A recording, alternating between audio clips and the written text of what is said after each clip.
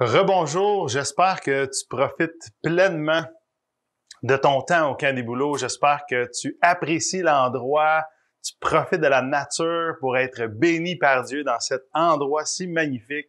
Tu peux t'arrêter, que tu peux contempler, admirer, adorer le Créateur. Et j'espère que tu peux aussi prendre du temps dans la parole. Puis c'est pour ça que je veux continuer justement ce survol-là ce soir. Je veux que les soirs, on puisse prendre un peu moins de temps que les matins. Les matins, je vais viser à peu près une 30-35 minutes. Et j'aimerais ça les soirs qu'on puisse être plus autour d'une vingtaine de minutes.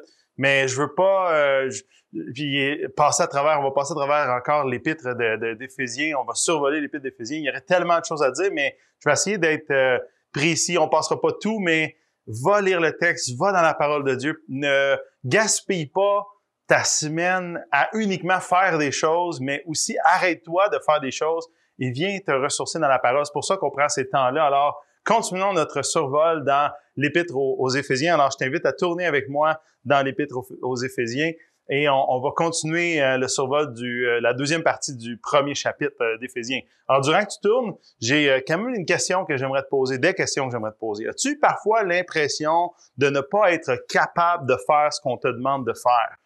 Ou as-tu des fois l'impression de ne pas être à la hauteur? Ou as-tu parfois l'impression d'échouer, de pas être, d'avoir les capacités d'accomplir la tâche qui t'est demandée? Si tu ressens ça de temps en temps, eh bien, moi, je ressens ça, je vais être franc avec toi, régulièrement. Moi, je ressens ça, je dis pas tout le temps, mais ça m'arrive souvent. Par exemple, là, dans mon rôle de père, je trouve tellement, j'arrive à des moments, à des endroits où est-ce que je me sens pas capable, j'ai pas la puissance, les capacités, on dirait qu'il me manquent. J'ai 4 filles, puis ces 4 filles-là ont tellement de besoins spécifiques, différents. Comment je vais faire pour répondre à tous leurs besoins sans négliger leur mère non plus, sans négliger la relation quand même fondamentale, importante pour la famille, qui est celle de mon épouse. Mais aussi, et je me sens comme ça aussi souvent dans mon rôle de pasteur, où est-ce que je suis à l'église, je vis des situations, je vis quelque chose, puis je sais juste pas, c'est pas que je sais pas quoi faire, mais dans toutes les choses que je sais que je pourrais faire, je sais pas lequel faire, je sais pas quelle décision prendre, ou des fois je me sens juste incapable, quelqu'un me partage une situation, puis je sais pas quoi faire, je sais même pas quoi faire exactement pour l'aider, du moins, c'est pas que je sais pas quoi faire, mais je m'en sens pas la capacité, le pouvoir de faire quelque chose pour que la situation change. Et je sais pas comment toi tu réagis quand tu es face à ton impuissance, quand tu te sens comme ça, où tu vas chercher ta force pour réussir, passer à travers des choses qui te semblent impossibles, où vas-tu chercher tes capacités pour rester debout, même si parfois tu as l'impression que tout s'écroule autour de toi, peut-être même dans ce qu'on a vécu récemment, ou ce qu'on est encore en train de vivre au niveau du coronavirus. Est-ce que tu as été comme tellement, le monde a l'impression que c'est écroulé sous tes pieds, puis tu savais pas quoi faire ou comment faire? C'est exactement ça de quoi Paul va parler ici. Parce qu'après avoir, comme on a vu dans la première partie du chapitre, qu'il a développé ce trésor extraordinaire de l'Évangile et plein de joyaux qu'il a fait ressortir, après avoir mis ça au grand jour pour les Éphésiens, tout de suite après, il se lance dans une prière. Ce qu'il prie pour eux, ce qu'il souhaite voir arriver pour eux, ce qu'il demande à Dieu qui arrive pour eux. Et c'est intéressant comment l'apôtre Paul, dans cette prière-là, revient avec ce que j'appelle la trilogie de l'apôtre Paul. Paul avait 3 éléments sur lesquels il évaluait toutes choses, toutes les églises en particulier, mais toutes choses, même on peut évaluer notre vie personnelle à partir de cette trilogie-là, la foi, l'espérance et l'amour. Il va dire par exemple aux Thessaloniciens, 1 Thessaloniciens 1:3, il va dire « Nous nous rappelons sans cesse de l'œuvre de votre foi, le travail de votre amour et la fermeté de votre espérance en notre Seigneur Jésus-Christ devant Dieu notre Père. » Il va dire dans 1 Corinthiens 13:13, par exemple, en mettant encore une fois ces 3 éléments-là, la foi, l'espérance et l'amour, il va dire « Maintenant, donc, de ces 3 choses restent. » Hein? La foi, l'espérance, l'amour, mais la plus grande des 3, c'est l'amour. Il y en avait une qui était plus grande, dans le sens qui va rester éternellement, c'est l'aspect de l'amour, parce que la foi et l'espérance, un jour, on n'en aura plus besoin, hein, on n'aura plus besoin de foi ni d'espérance parce qu'on va goûter pleinement à la présence de Dieu. Si on a placé notre foi en lui, dans son sacrifice, on va goûter à sa présence, on n'aura plus besoin d'espérance pour pouvoir la vivre, l'espérance. Et ce qui va rester, c'est l'amour. Alors, c'est pour ça qu'elle est plus grande que toutes les autres. Mais présentement, sur cette terre, l'apôtre Paul évaluait les choses selon la foi, l'espérance et l'amour. Et regardons ce qu'il va dire dans sa prière aux Éphésiens à partir du verset 15 jusqu'au verset 19 qu'on va regarder ensemble ce soir. Il dit, c'est pourquoi, moi aussi, après avoir entendu parler de votre foi dans le Seigneur Jésus et de votre amour pour tous les saints, je ne cesse de dire toute ma reconnaissance pour vous lorsque je fais mention de vous dans mes prières. Alors, on voit, hein, il voit chez les Éphésiens la foi, hein, j'ai entendu parler de votre foi pour tous et de votre amour pour tous les saints. Alors, il reconnaît ça chez les Éphésiens. Verset 17 dit, « Je prie que le Dieu de notre Seigneur Jésus-Christ, le Père de gloire, vous donne un esprit de sagesse et de révélation qui vous le fasse connaître. » Hein? Il dit au verset 18, « Je prie qu'il illumine les yeux de votre cœur pour que vous sachiez quelle est l'espérance qui s'attache à son appel, quelle est la richesse de son glorieux héritage au milieu des saints et quelle est l'infinie grandeur de sa puissance qui se manifeste avec efficacité par le pouvoir de sa force envers nous qui croyons. » Je vais aller jusqu'à la fin du chapitre, mais je m'arrête ici. Ici, il fait ressortir justement que ce qu'il prie, hein, je prie au verset 2, je prie qu'il illumine les yeux de votre cœur pour que vous sachiez quelle est l'espérance. Après ça, il va donner deux autres synonymes à ce qu'il appelle l'espérance. L'espérance s'attache à son appel. Quelle est la richesse de son glorieux héritage? L'espérance, c'est un glorieux héritage, quelque chose qu'on n'a pas encore, qu'on va recevoir bientôt. Hein? Et quelle est l'infinie grandeur de sa puissance? Et voici justement ce qu'on va regarder ensemble rapidement ce soir, en quelques minutes. On va voir justement qu'il se trouve dans l'espérance une puissance, une capacité, un héritage, le fait de quelque chose qui va nous être donné, mais qui est accessible maintenant. C'est un pouvoir, une capacité qui se trouve dans le fait d'admirer, de regarder, de contempler l'espérance et de s'approprier l'espérance.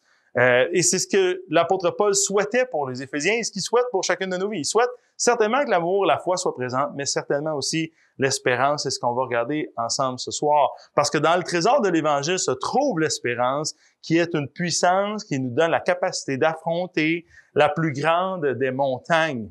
Alors, la vérité que j'aimerais que tu puisses apporter avec toi ce soir, réfléchir et méditer cette nuit et même demain matin avant qu'on poursuive notre survol, c'est que notre puissance se trouve dans l'espérance que l'être le plus puissant de l'univers fait naître la vie dans la mort qui agit en nous. La mort agit en nous, mais le Dieu de l'univers est capable de faire naître la vie. Et c'est ça l'espérance, c'est de placer cette confiance-là, cette assurance-là que le Dieu de l'univers tout-puissant agit en nous et de lui faire confiance. On va voir que le Dieu trinitaire met en place, au travers de l'Évangile, tout ce dont nous avons besoin pour faire face à n'importe quelle situation ici sur Terre.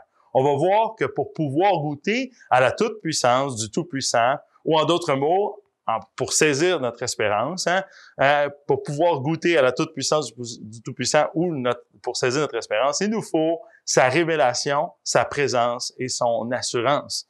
Donc, il y a une puissance qui se trouve dans l'espérance que nous avons en Jésus. Quand nous plaçons notre confiance en Jésus, on voit vraiment que Jésus est l'élément qui vient agir en nous. Et ça fait partie de l'espérance. Même si tout autour de nous, on ne le voit pas, même si on a l'impression que tout s'écroule, même si on a l'impression qu'on est vraiment pas bon, on n'a pas de capacité, on peut placer notre confiance en Jésus qui agit en nous et qui un jour va agir d'une façon extraordinaire, comme on va voir un peu plus tard dans l'Épître. Mais continuons notre lecture à partir du verset 20. Cette puissance, il parle justement de cette espérance, cette puissance, il l'a déployée en Christ quand il l'a ressuscité et l'a fait asseoir à sa droite dans les lieux célestes, au-dessus de toute domination, de toute autorité, de toute puissance, de toute souveraineté, de tout nom qui peut être nommé, non seulement dans le monde présent, mais encore dans le monde à venir. Il a tout mis sous ses pieds. Il l'a donné pour chef suprême à l'Église, qui est son corps, la plénitude de celui qui remplit tout en tous. Alors, regardons ce passage-là, Éphésiens 1, 18 à 23. Et premièrement, ce que j'aimerais dire, je le répète, notre capacité se trouve dans l'espérance que Dieu fait naître, dans le fait que Dieu fait naître la vie dans la mort qui agit en nous pour y goûter. Et pour goûter à cette puissance, nous avons besoin de 3 choses. Sa révélation, sa présence et son assurance, comme on va le voir dans le texte.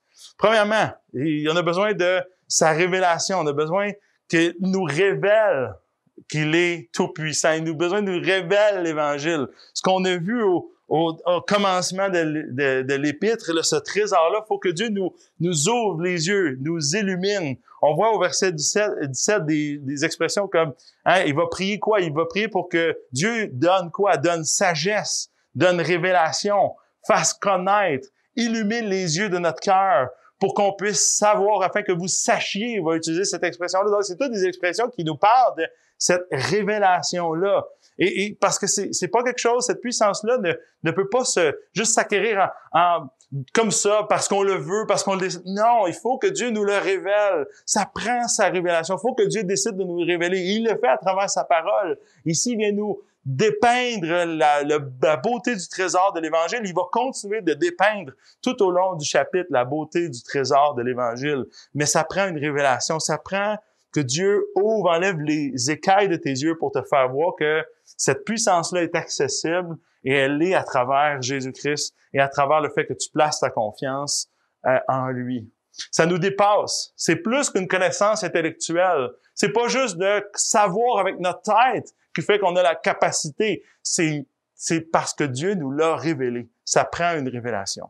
Mais ça prend pas juste une révélation. Ça prend une révélation, pas juste révéler, pas juste un éclair, quelque chose que, wow, j'ai une révélation, j'ai eu. Non, ça prend la révélation de sa personne. C'est pour ça que ça prend aussi sa présence. Hein? On voit ça que c'est la présence de Dieu. Éphésiens 1:17 nous dit, je demande que le Dieu de notre Seigneur Jésus-Christ, le Père qui possède la gloire, vous donne par son esprit, le Dieu triunitaire, sagesse et révélation pour que vous le connaissiez dans la traduction Semeur. C'est ce que je demande que le Dieu de notre Seigneur Jésus-Christ, le Père qui possède la gloire, vous donne par son esprit. Ça demande de saisir sa présence. Pas juste saisir qu'il nous révèle quelque chose, mais qu'il se révèle lui-même.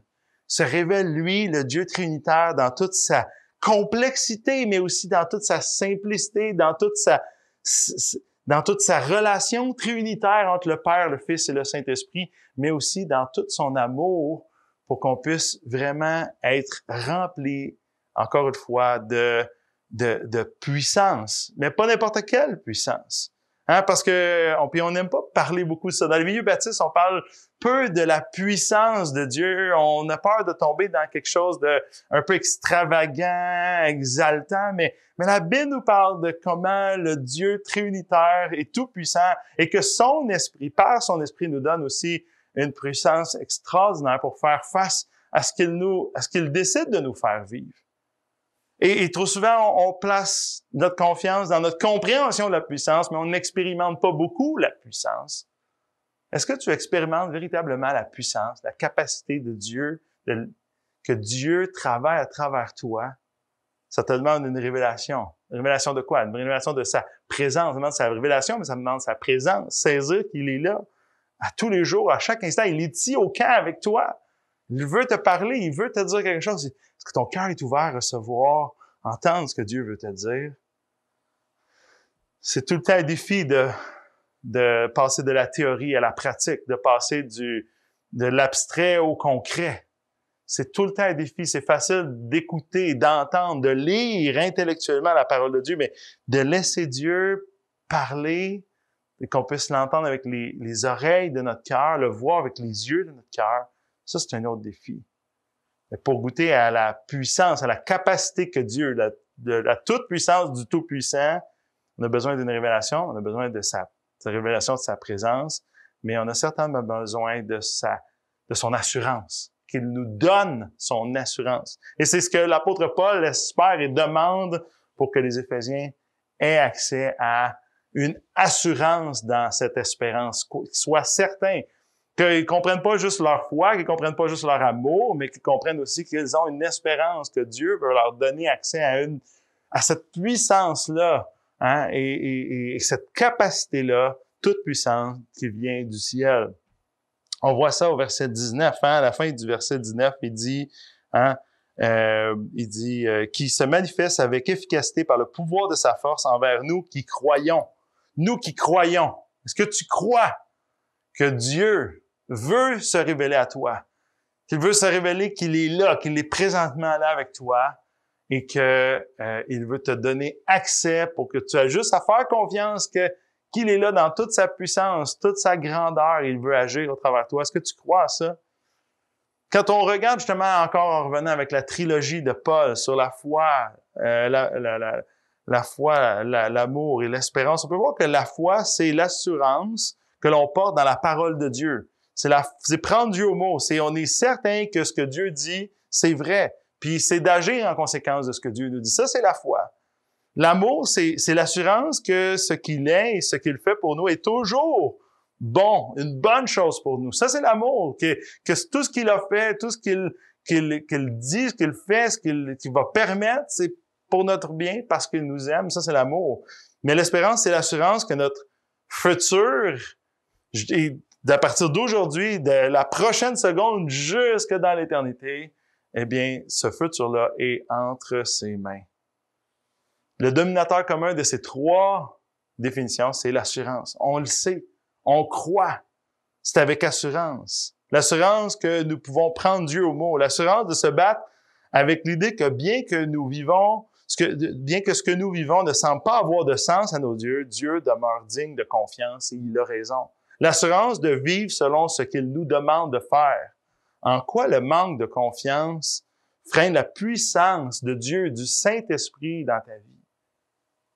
En quoi le manque d'assurance empêche Dieu d'agir?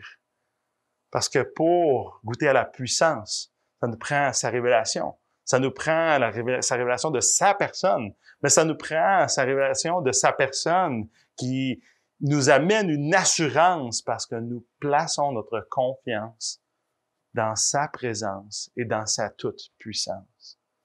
Je veux juste relire avec toi le verset 20 jusqu'au verset 23. En parlant de cette espérance-là, comment décrit l'apôtre Paul l'espérance qui est une puissance? Il dit cette puissance, il l'a déployée en Christ. Quand il l'a ressuscité, il l'a fait asseoir à sa droite dans les lieux célestes, au-dessus de toute domination, de toute autorité, de toute puissance, de toute souveraineté, de tout nom qui peut être nommé, non seulement dans le monde présent, mais encore dans le monde à venir. Il a tout mis sous ses pieds, il l'a donné pour chef suprême à l'Église, qui est son corps, la plénitude de celui qui remplit tout en tous. La plénitude de celui qui remplit tout en tous. Dieu veut vraiment prendre toute la place dans ton cœur. Pas juste cette semaine, mais j'oserais dire particulièrement ce soir, particulièrement cette semaine. Vas-tu lui laisser toute la place? Parce que lui, il veut prendre toute la place. La plénitude de celui qui remplit tout en tous. Parfois, on vit dans notre vie des moments où tout simplement la vieille nature veut reprendre le dessus. Mais d'autres fois, on veut tellement goûter aux choses spirituelles qu'on se tourne vers n'importe quoi pour nous rassurer que Dieu agit vraiment en nous. Mais l'espérance, c'est cette assurance-là que même au travers les déserts, au travers les moments de sécheresse spirituelle, l'Esprit de Dieu continue de nous accompagner, de faire son œuvre, même si nous ne le voyons pas et ne le ressentons pas. Ce qu'on va voir du reste de la lettre, c'est que cette assurance-là, qu'on a au travers le corps de Christ, qu'on peut s'encourager les uns avec les autres à travers l'Église, mais réside la plénitude de celui qui remplit tout en tous. Pour ce soir, je vais m'arrêter ici, puis je veux juste t'encourager à aller lire, puis voir à quel point c'est extraordinaire, combien ce passage-là encore, il termine ce chapitre-là en replaçant notre focus, nos yeux sur la personne de Jésus. Et combien est-ce que Jésus est central? Si des fois tu te sens incapable, est-ce que tes yeux spirituels sont vraiment tournés vers celui qui peut nous remplir pleinement de la plénitude de celui qui remplit tout en tous? Est-ce que tu te tournes vers est-ce que tu fais la même prière que l'apôtre Paul? Hey, j'ai besoin de ta révélation, j'ai besoin que tu me révèles à nouveau. Combien est-ce que tu es tout puissant? Combien est-ce que tu es présent? J'ai besoin que tu me fasses redécouvrir ta présence. J'ai besoin que tu me donnes ton assurance. Si c'est ton désir cette semaine, puis j'aimerais ça pouvoir terminer en priant avec toi, si c'est ton désir cette semaine, Seigneur entend, Seigneur écoute, Seigneur il veut agir. Alors, prions ensemble ce soir. Seigneur Jésus, je veux juste te prier. Encore une fois, merci pour ce passage qui nous rappelle où on peut trouver la capacité quand on se sent dépourvu, quand on se voit que la montagne est juste trop haute à grimper. Seigneur, révèle-toi à nous. Fais-nous voir ta présence cette semaine. Et pas juste cette semaine, mais quand on va partir, rappelle-nous que tu es toujours là. Et donne-nous cette assurance, qu'on puisse croire à nous qui croyons, à nous qui sommes certains que tu es là, que tu veux agir à travers nous, que tu veux nous rappeler toutes les beautés du trésor de l'Évangile, comme on a vu au début du chapitre. Seigneur, on veut se saisir de ces vérités, on veut se saisir de ces beautés, et on veut que notre cœur soit rempli de ta gloire, pour que toutes les autres gloires, dont notre gloire personnelle, puissent prendre leur place et diminuer en importance, et que ta gloire puisse remplir tout notre cœur. C'est ma prière pour chacun d'entre nous, Jésus. C'est dans ton nom que je te prie. Amen. Amen. Je te souhaite une bonne soirée et on se revoit demain matin. À bientôt. Bye bye.